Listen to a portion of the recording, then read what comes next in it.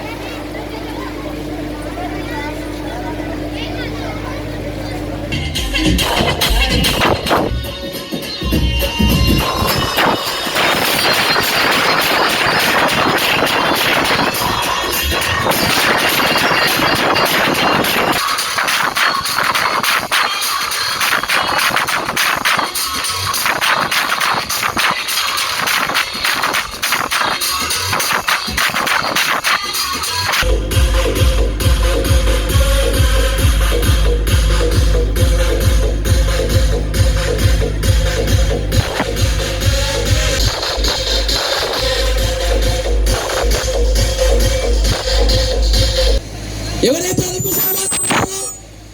వారే జరుగుతున్నాయి. మరి ఎందుకు ఇలా జరుగుతుంది?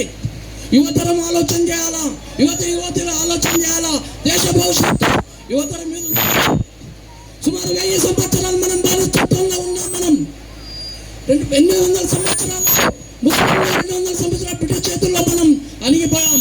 మరి ఇప్పుడు కూడా దేశ పరిస్థితులు, దేశంలో కానీ కాశ్మీర్ కానీ మరి ఢిల్లీ కానీ కర్ణాటక కానీ మన పాత పరిస్థితులు యువతరం గమనించాల్సిన అవసరం ఉంది. దేశాన్ని కాపాడుకునే ప్రతి ఒక్క యువతలో ఉండాల్సిన అవసరం ఉంది. మరియు పోలీసులు తప్పుకుంటే మన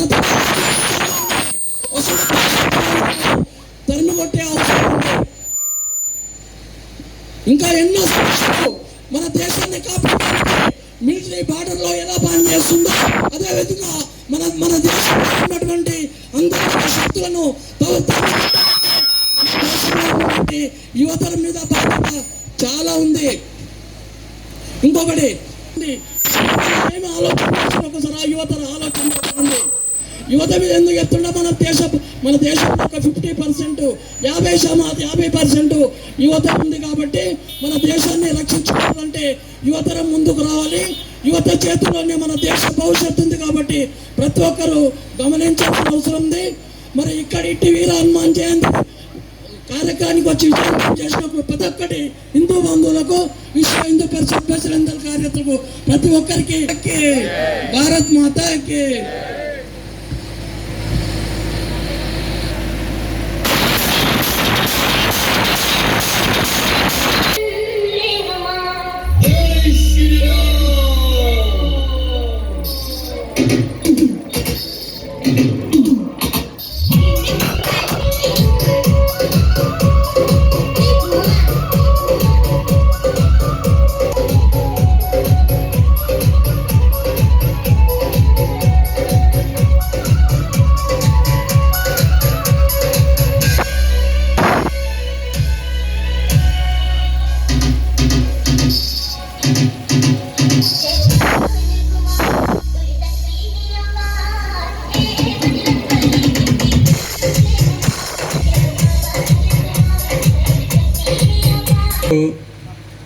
సాక్షాత్తు శ్రీరామచంద్రుడి వారికి సీతాన్వేషణ చేసిన శోభయాత్రని ఇదంతా. నాటి కాలంలో రాక్షసులను అంతమొందించి ధర్మాన్ని కాపాడిన ఆంజనేయ స్వామి నేటి కలియుగంలో రాక్షసత్వాన్ని అంతమొందించి ఈ యొక్క కలియుగంలో ఉన్న ప్రత్యేక జీవులను కాపాడాల్సిందిగా ఆ యొక్క ఆంజనేయ స్వామి వారు భుజస్కంధాల మీద వేసుకొని అందరం కూడా రామదండుగా వెళ్తున్నాము. కావున ప్రతి ఒక్కరు కూడా ధర్మాన్ని కాపాడాలని మనకు శాస్త్రం ఒకటి చెప్తుండాలి. ధర్మో రక్షితి రక్షిత అనగా ధర్మాన్ని నువ్వు కాపాడితే ఆ ధర్మం నిన్ను కాపాడుతుంది. తర్వాత ఇంకోటి కూడా చెప్తుంది, ధర్మ ఏవో హతోహంతి అనగా ధర్మం ఏమున్నదిలే అని చెప్పి ధర్మాన్ని నీవు నాశనం చేయాలని చూస్తే ముందుగా ధర్మం నిన్ను నాశనం చేస్తుంది.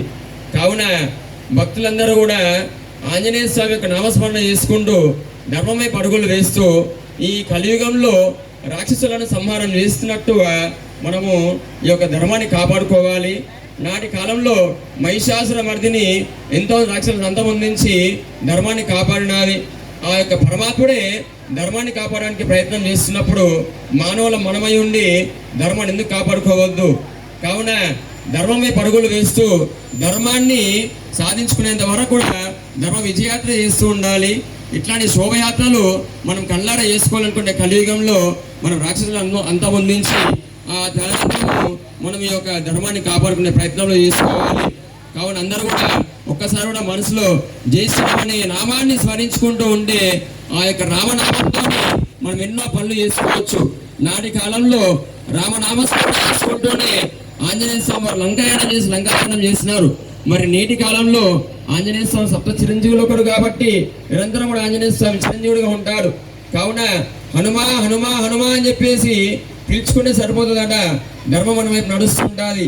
ఆ ధర్మ మార్గంలో ఆంజనేయ స్వామి నడిపిస్తుంటాడు.